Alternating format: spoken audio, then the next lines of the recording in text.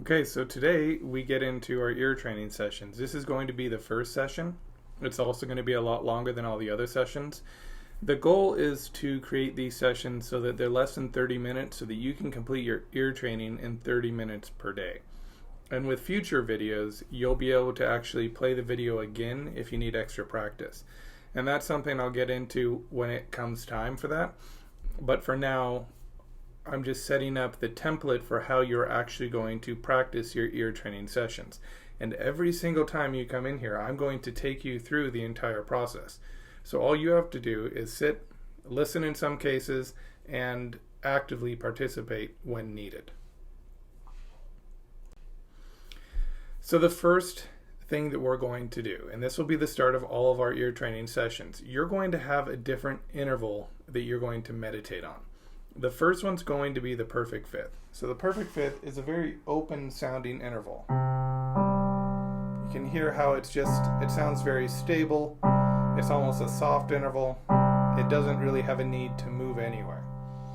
It's probably the most transparent interval we have next to the octave. And the octave, again, is just going to be the same note repeated at a higher frequency, so twice the frequency. So you got your octave, then you have your fifth, then you have your perfect fourth. That would probably be the next most consonant sounding interval that we have. But the fourth is starting to get a little bit more robust. It has more character to it. It has more overtones that are conflicting to create a little bit of dissonance. So the fifth is the one that we like to start with because in tonal music, if you're following along with the theory lectures, you're going to learn how important that perfect fifth actually is for all of our tonal music. So all you have to do right now is sit back and listen to the sound of the perfect fifth. You're going to hear a recording that goes on for about 6 minutes. And all you have to do is listen. One of the things that we learn when we're kids in school is we learn the names of colors and we learn how to identify them. We learn the names for objects. We learn names for just about everything, but we do not learn how to identify intervals.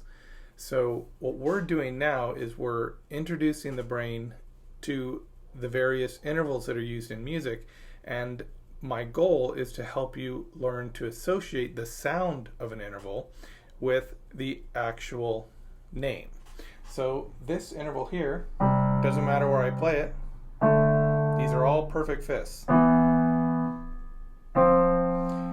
So these perfect fifths have this really open sound, and a lot of times what people will try and do when they first start ear training is they'll try and break these intervals apart. They'll try and sing the bottom note, bum bum, and they'll try and hear what interval it is by then moving up a scale, a major scale usually.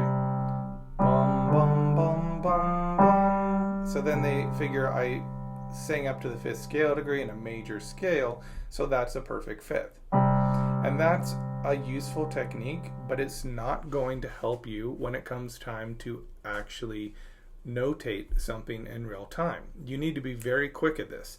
So the only way to get really quick is to learn what these intervals sound like immediately, just by their character. That's a fifth. That's a fourth. That's a minor third. That's a minor second. So you notice each one of those intervals has its own unique character, and that's really what we're going for. You can do the same thing with individual notes, and people that have perfect pitch, they can actually hear the character of a particular note. One note that I think really stands out is the F sharp on a piano. If I just play that F sharp, doesn't matter what octave register I play it in, it has this kind of aggressive sound, almost a sharp sound, almost agitated. If I were to play a B flat in contrast, it has this more sunken in sound.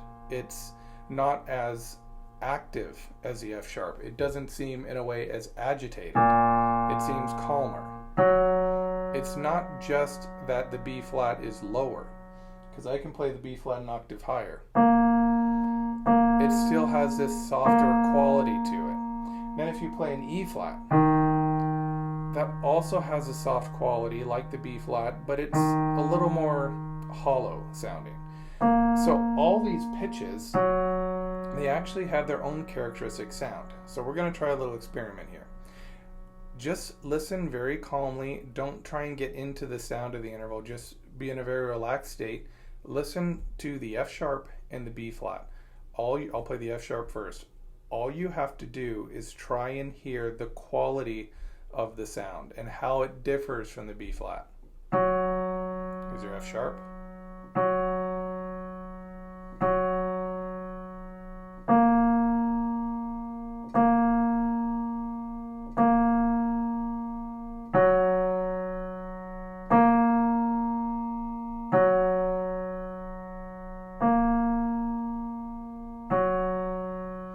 So a lot of you will be able to hear that there is a subtle difference there. So if you can hear the subtle difference between two notes played by themselves, then you can also hear the difference between, let's say, a perfect fifth, because now we have two intervals that are creating conflict, and a perfect fourth. So this is extremely important for developing your ear. It's a very important concept, and that's why this first exercise is so important. What you're going to do is I'm going to have you close your eyes and listen to the sound of the perfect fifth. All you have to do is listen with the knowledge that what you are hearing are a series of perfect fifths. If at first you only hear noise, that's okay, because as long as you are listening with the understanding that there's a perfect fifth in there somewhere that you need to isolate and listen to, your brain will start the process of trying to uncover what a perfect fifth sounds like, because you're spending time on it, and your brain says, okay, I've got some, the human that controls me is spending time on this interval, so this must be an important thing that I need to learn. And you will learn it. It could just take a long time. For some of you, it could take weeks. For some of you, you might hear it instantly. Others might take a year. But the thing about this is once you learn these intervals, you have them for life. So it is well worth the time spent. So now we're going to just listen to a series of perfect fifths, and then I will see you back for our first daily routine.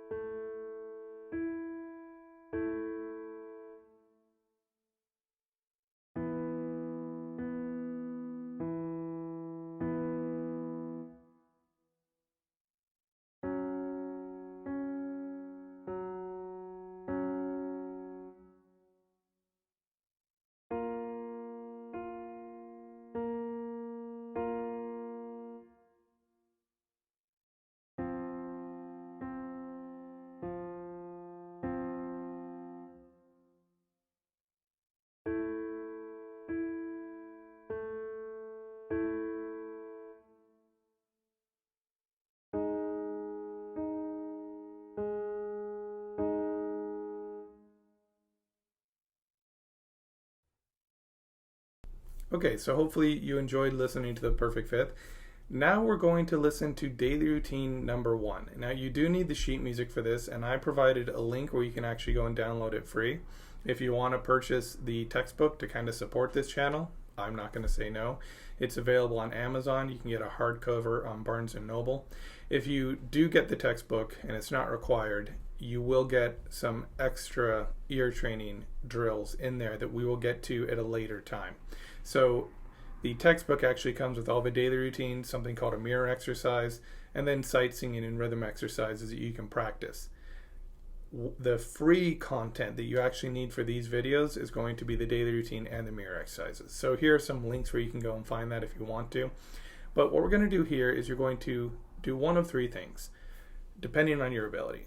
If you can sing along with the daily routine and you can read music, you're going to follow the score and sing along with the audio recording. If you can't do that, you're just going to try and listen to the audio file, and every time you hear a new pitch, that means you're going to the next note in the daily routine. And if you do this daily, you will actually start to develop a better understanding of how we count rhythms. And if you need more help counting rhythms, go back to the musical core course. I teach you how to count rhythms in there. So at this point, I don't think you need to complete the entire musical course series to do well in this, but I would highly recommend that you start working through that. If you don't know how to read music, if you don't know how to identify intervals, if you don't know what a scale or a chord is, those are all going to be topics that are discussed in the musical core. So I'm not going to discuss that here because it's additional information you don't need. So the last option, if you're really advanced, you might want to listen to the audio file and internalize it as well. So you play it back mentally in your mind. Maybe you play it on the sound of a piano at first. Then you try and replicate a violin. And then you try and replicate a trombone or a tuba or a clarinet or a guitar. Any instrument you want. But the point here would be to try and develop that inner ear a little bit by listening to the daily routine. The one thing you'll notice here is that no matter how you do this, you sing on solfege, numbers, all that's explained in the movable in the musical core as well. But no matter how you do this, whether you sing, listen, or internalize, you are listening to the audio file and following along with the score. If you do not follow along with the score, you will not get the full benefit of this exercise. And what this exercise does is, rather than having sort of a haphazard approach to learning scales, chords, and basic intervals, it takes you through a progression that you learn after a while, and it becomes effortlessly possible for you to just sing this without putting too much effort into the actual ear training exercise. And what that does is allows you to have a passive routine that develops these basic skills. So one of the things you're going to notice is that these daily routines actually become more difficult as you go. So I will talk about this in session 2 and 3, but for now, just try and listen to the daily routine, try and get through it. Additionally, what you can do, the way this works, is you're going to hear 4 clicks. That's going to be your tempo. Then you're going to hear a starting pitch along with 4 more clicks. So tick, tick, tick, tick. That's your first note. Then the daily routine actually begins, and you'll sing. Do, re, mi. And you'll just go through the entire exercise until you complete it. So we're going to go ahead and complete this daily routine now. If you're advanced, you may also want to conduct. So just conduct in 4. 1, 2, 3, 4. 1, 2, 3, 4. And alternate hands. 1, 2, 3, 4. 1, 2, 3, 4. Sometimes use both hands. 1, 2, 3, 4. 1, 2, 3, 4. So you can do that, and if you actually conduct, it will help you concentrate more on the notes, because the physical activity will force you to kind of complete this in a passive way. So one more thing before we move on and listen to the daily routine. I believe there are 2 types of ear training exercises that are really important, and I refer to them as active and passive.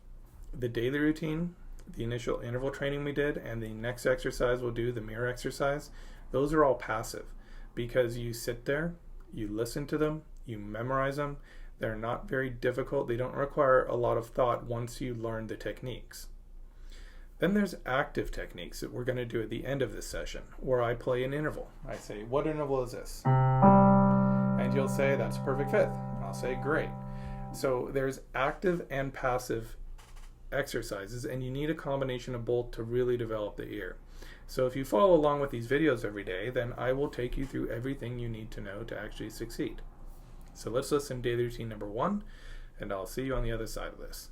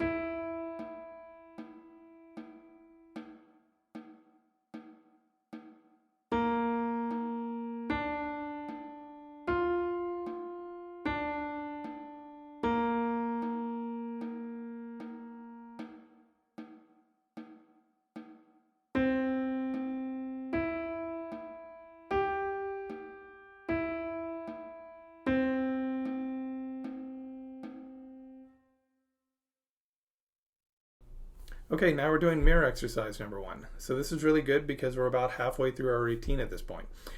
When we do this regularly, I'm not going to explain things as much. I'm just going to say daily routine, interval training, mirror exercise number 1. And we're just going to go straight through because I want to maximize your time.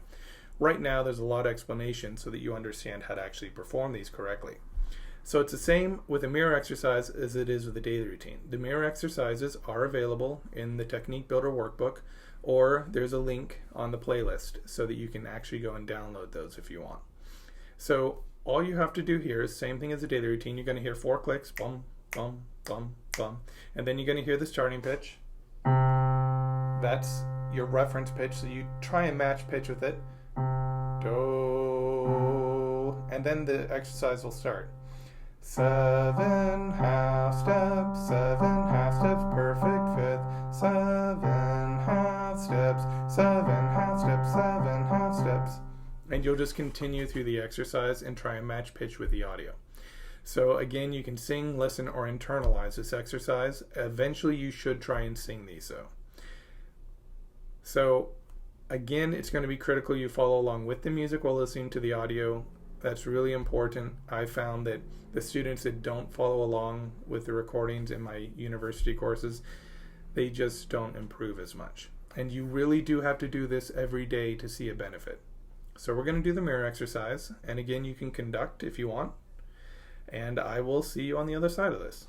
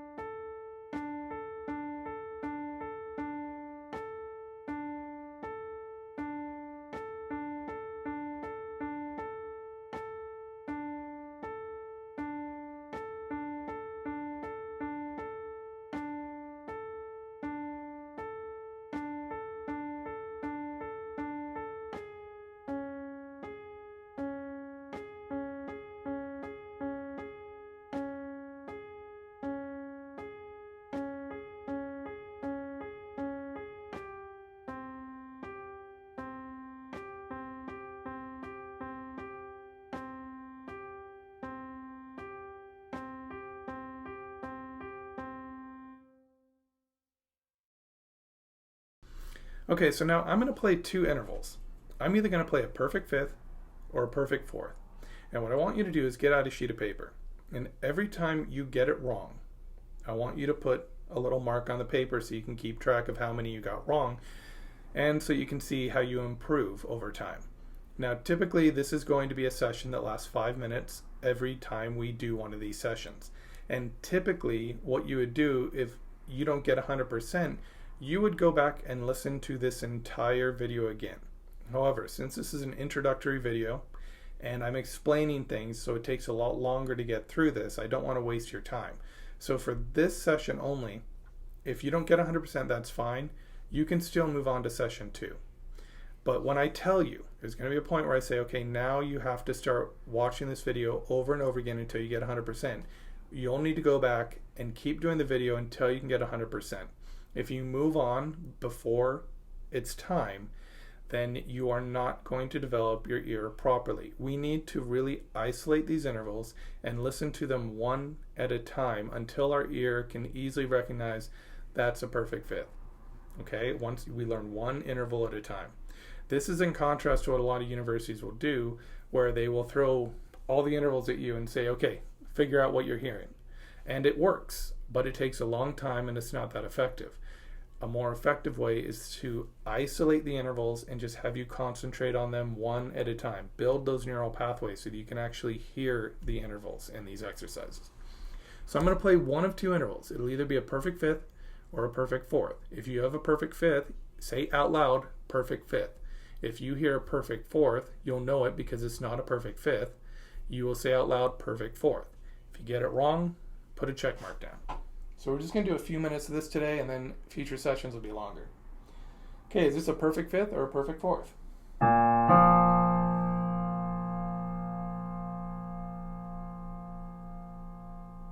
I'll play it one more time. Perfect fifth. So right now I'm playing these really slow and I'm repeating them. I won't always do this, and they're going to speed up.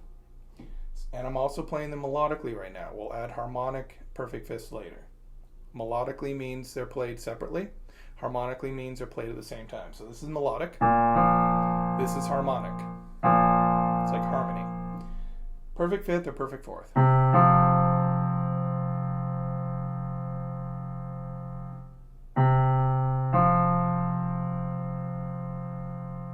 That is a perfect fourth. Perfect fifth or perfect fourth?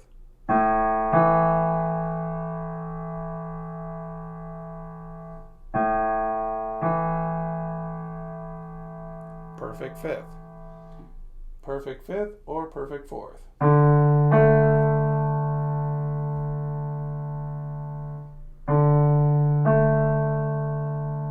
Perfect fifth.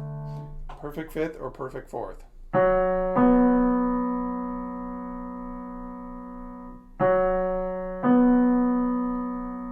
Perfect fourth. Perfect fifth or perfect fourth?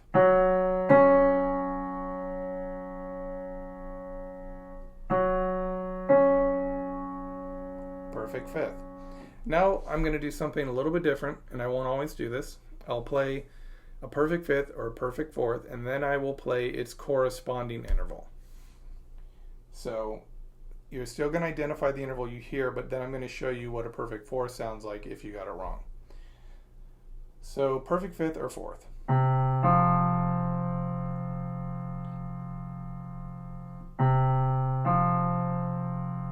That's a perfect fourth. If it was a perfect fifth, it would sound like this. Hear that open quality? Listen to the fourth again. A little more angsty, a little more agitated.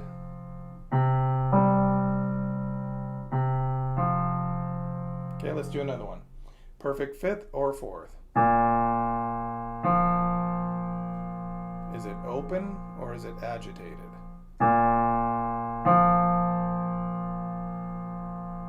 Perfect fifth. If it was a perfect fourth, it'd be this.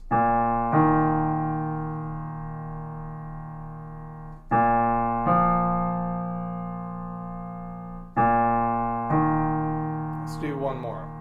Perfect fifth or perfect fourth?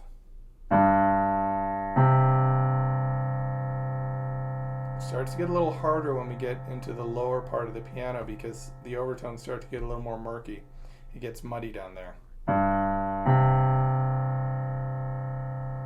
That is a perfect fourth. This would be a perfect fifth.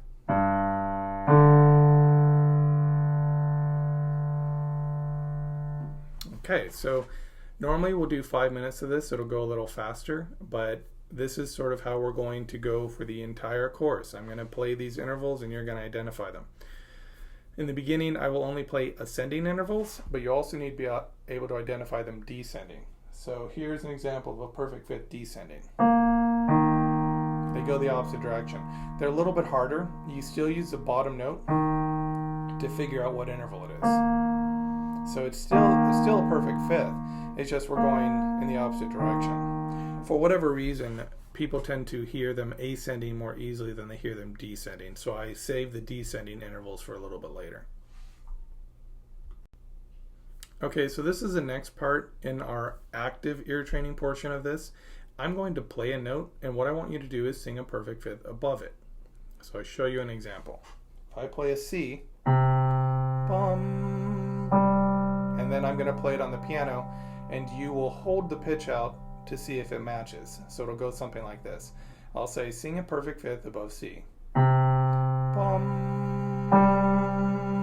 And then when I play that pitch, you can see if it's resonating or not. Let's say you get the wrong note. I say, sing a perfect fifth above C. Bum.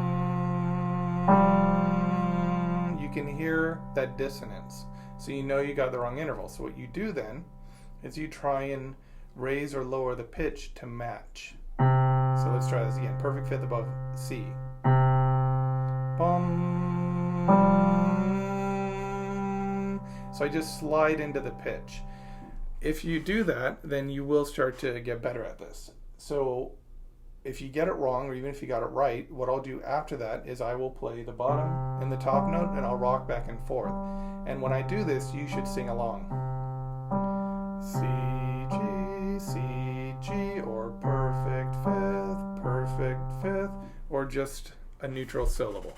So that will actually help you to develop your ear. And this is something you can do on your own. If you know how to create a chromatic scale, and if you don't, Musical Core is waiting for you. Make sure you go watch how to create a chromatic scale. Then you can just go up 7 half steps on the piano. So if I have a C, and you'll notice the mirror exercise said 7 half steps. That's teaching you the number of half steps in the perfect fifth. So if I go up 7 half steps, I don't count the first note because the first note is 0. It's not going anywhere. So I start with the next note on the piano, the C sharp. So it's 1, 2, 3, 4, 5, 6, 7. I end up on a G, I play my first note, and I now have played a perfect fifth. So you can go to the piano, choose any note, say B flat, bum, and then you can check yourself. So you go up 7 half steps. 1, 2, 3, 4, 5, 6, 7. Bum, bum. And you can check to see if you got the note right. You can actually do this one on your own just by randomly selecting notes on the piano. And this will also help you to identify intervals as well. Okay, so let's get started on this. I'm going to give you a note. I'll tell you the name. If you want to, you can sing what the note is above it. So I'll give you an example for the first one. Perfect fifth above C. G. Got it right. C, G, perfect fifth, 7 half steps, whatever you want to do. So we're going to do a few more of these. This is a great exercise for helping you learn to identify these intervals. Perfect fifth above B flat. F. Okay, if you got it wrong, sing the B flat and the F. B flat, F. B flat, F. Okay, let's do another one. Perfect fifth above F.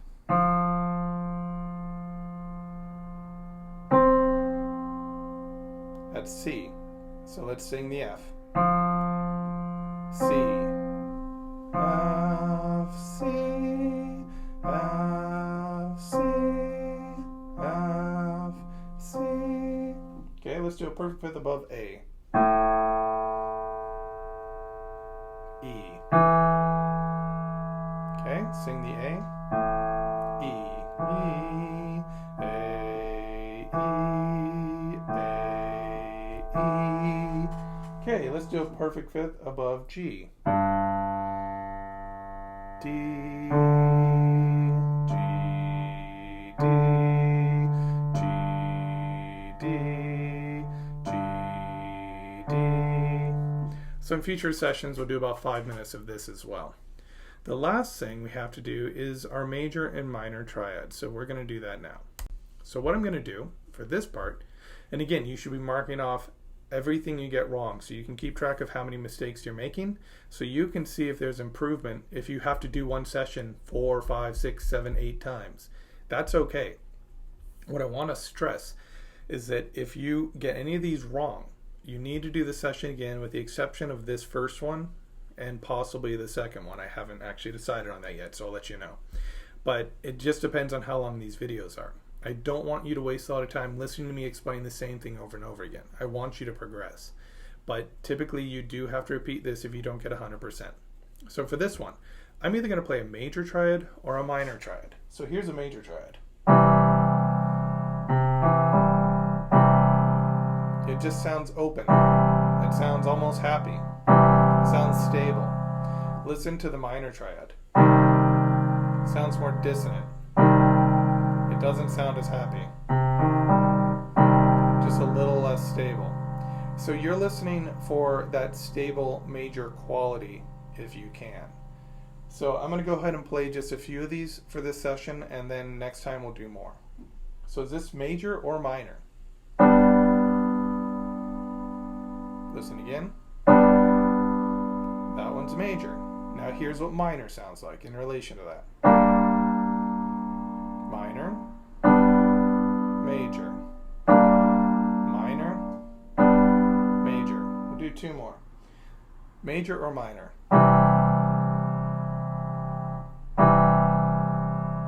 That is major. Here's minor.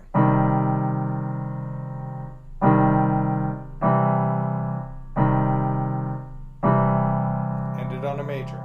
Let's do another one. Listen again. Major or minor? That one's minor. It's a little harder because it's in the lower register, but it's still minor. Here's major. More powerful sounding. It sounds more stable. This sounds a little bit defeated, a little bit sad. Strong and confident. Okay? And those are just adjectives. You may hear it a little bit differently, but the important thing is for you to identify these major and minor triads based on their quality. Okay, so this is how we're going to do this. You're going to have sessions a couple times a week, and in order to pass on to the next session normally, you would need to get 100%. If you don't understand the instructions, listen to this again or leave a comment, and I will try and get back to you as soon as I can. I do respond to comments. It can sometimes take me a week or two. I mean, I teach a lot of university courses as well, so I tend to be busy with that. But I do come in and check, typically on the weekends, and I will respond and try and help you as best I can. So for now, go on to session 2 when it's available. You do not need to repeat this session unless you had any questions.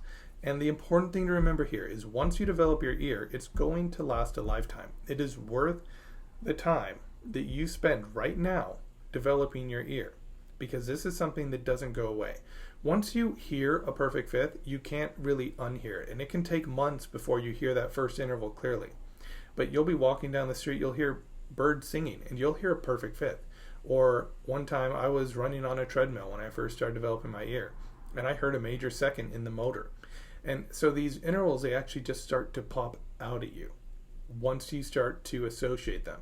If you remember being a kid, you'd learn something in school, and then all of a sudden you'd see that topic addressed in maybe a TV show or something that you saw out in the world, because your brain suddenly started to look for it because it understood what it was. Same thing will happen with interval training. So just keep practicing. Don't get frustrated. You never get frustrated. You just work through the exercises. You put in your 30 minutes a day and you're done. I'm going to talk real quick about the amount of time you should spend. I suggest no more than 30 minutes when you're starting out.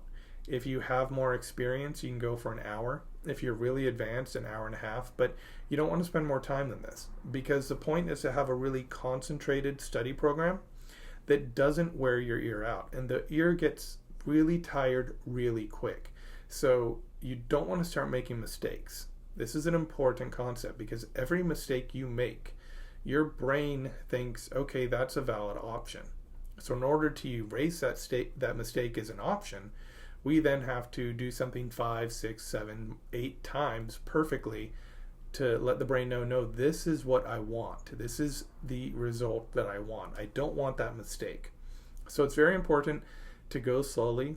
You're going to make mistakes, but you'll make more mistakes if you spend too much time on these exercises. So please, no more than a half hour if you're just starting out. Just go through each session daily. You should do these daily, and that will be enough. If you feel like you can handle more, then maybe do the session twice.